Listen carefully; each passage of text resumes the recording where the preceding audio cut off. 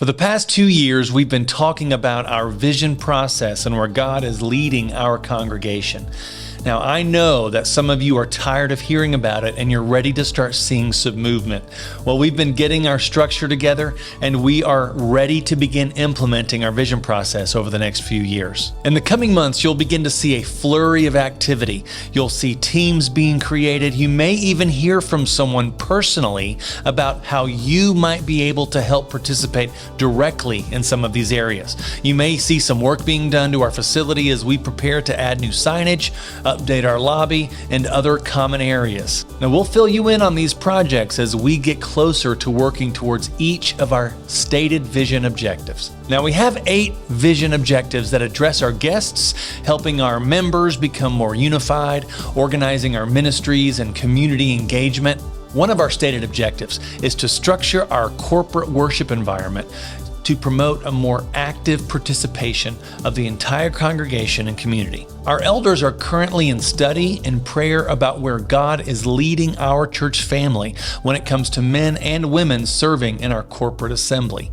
In September of this year, they will lead you through the study that they themselves have been working through. I know that this seems like a ways away, but this is a serious discussion, and it's a process that needs our prayer and patience. In preparation for this discussion, we have developed a preaching and teaching plan for the coming year that will help us to become better students and learners of God's Word.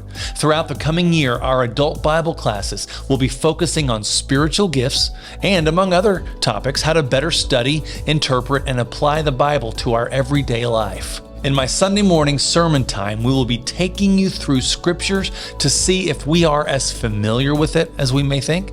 We'll take a deep dive into the words of Jesus. We'll look at some not so famous heroes of the Bible. We'll be looking to see what that little book of Jonah in the Old Testament has to tell us today.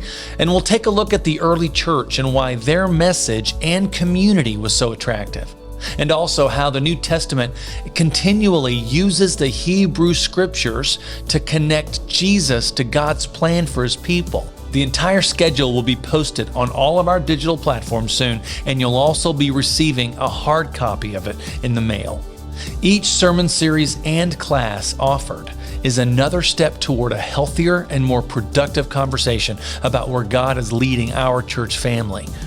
So it will be important that you join us, live preferably, or online if you're not able to be here in person. Again, I am looking forward to another year of ministry, service, and learning alongside each of you as we partner with God, embrace one another, and engage our community with His transforming love.